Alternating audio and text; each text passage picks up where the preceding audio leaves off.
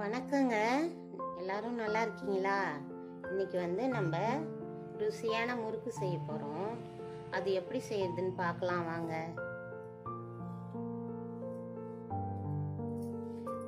First இந்த மாவு எப்படி அரைச்சேன்னு சொல்றேன்.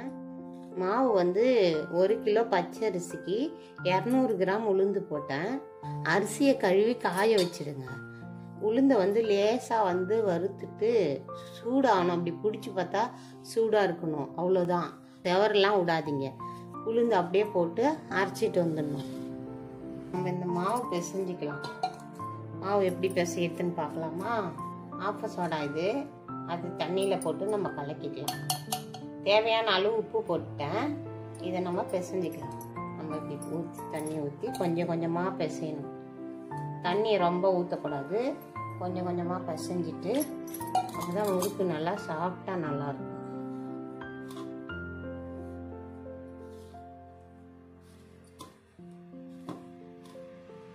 இப்போ நம்ம கொஞ்சம் எண்ணெய் ஊற்றிக்கலாம். நீங்கள் எண்ணெய் யூஸ் பண்ணுறீங்களோ அந்த எண்ணெயில் கொஞ்சம் ஊற்றிக்கலாம். எண்ணெய் ஊற்றினா நல்லா சாஃப்டா இருக்கும், அதனால நான் எண்ணெய் ஊற்றுறேன்.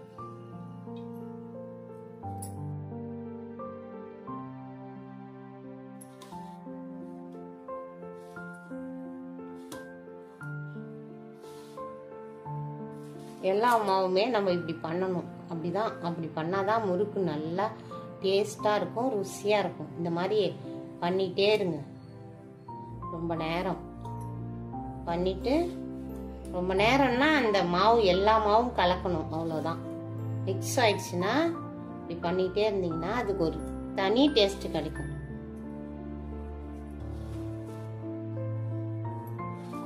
மாவு நல்லா அரைச்சிட்டு வந்தாலும் நம்ம இந்த மாதிரி பண்ணலைன்னா அந்த டேஸ்ட் உங்களுக்கு கிடைக்காது.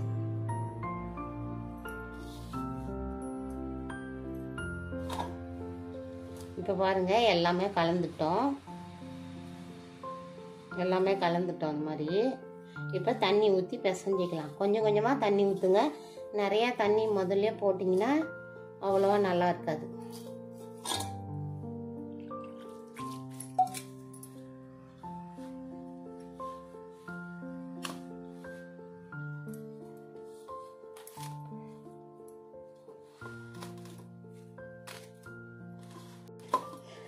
இப்போ நம்ம மாவை பிசைஞ்சிட்டோம் பாருங்க. இந்த அளவுக்கு சாஃப்டா பிசைஞ்சுக்கிறோம். ரொம்பவும் திக்கா பிசையாதீங்க, கொஞ்சம் சாஃப்டா இருந்தாதான் நல்லா இருக்கும்.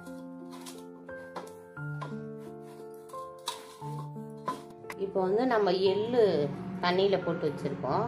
இந்த எள்ளை மண் எப்படியா இருந்தாலும் மண் இருக்கும்.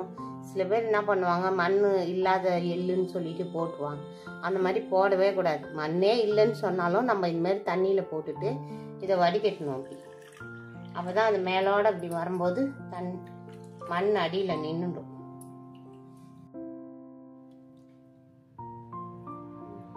இந்த மாதிரி பண்ணுங்க.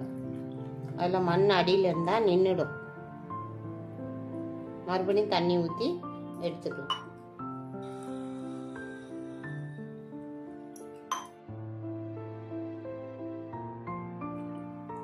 அவ்வளவுதான்.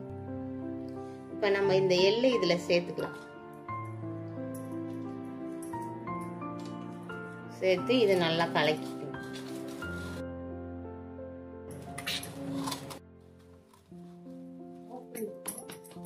இந்த மாதிரி கரெக்டான பாத்துக்கு வந்துருச்சு பாருங்க.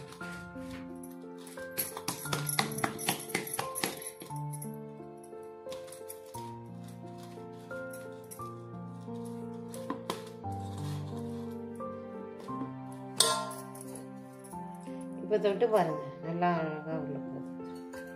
இவ்வளோ போதும். இப்போ நம்ம மாவு ரெடி பண்ணிட்டோம். இப்போ நம்ம முறுக்கு எப்படி போடலாம்னு பார்க்கலாம் வாங்க. இப்போ எண்ணெய் ஊற்றிக்கலாம். எப்பவுமே கொஞ்சமாக தான் ஊற்றுவேன், எது செஞ்சாலும் எண்ணெய். சீக்கிரம் போடணுன்னா கொஞ்சம் நிறையா எண்ணெய் வேணும். அப்பளம் பொரிச்ச எண்ணெய் தான் இது. கொஞ்சம் தான் விடு, தண்ணி தட்டு கொஞ்சம் வச்சுட்டு இந்த மாதிரி மாவை இது பண்ணிட்டு வச்சுக்கோங்க. தண்ணி கொஞ்சம் வச்சுக்கிட்டு கை கழுவி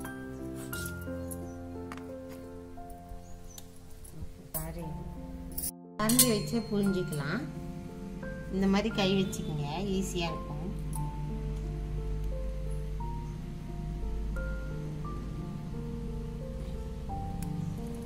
பாருங்க, இது மாதிரி ரவுண்டாக இருக்கும். உங்களுக்கு கரண்டி வச்சு போயிட்டீங்கன்னா இது கரெக்டாக இருக்கும்.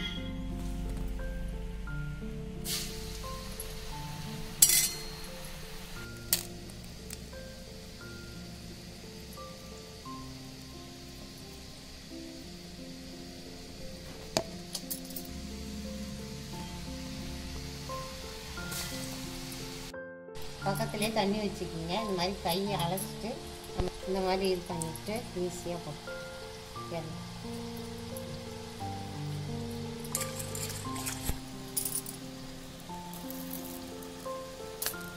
போட்டோம்னா நல்லா ரவுண்ட் ஷேப் அழகாக இருக்கும்.